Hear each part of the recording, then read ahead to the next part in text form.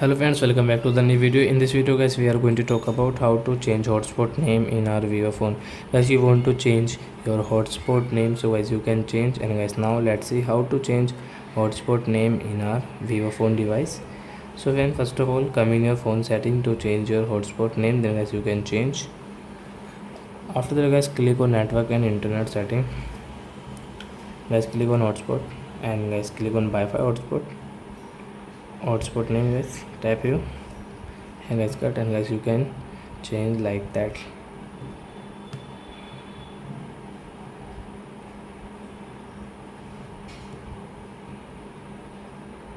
My hotspot password, again you can change like that, only my hotspot.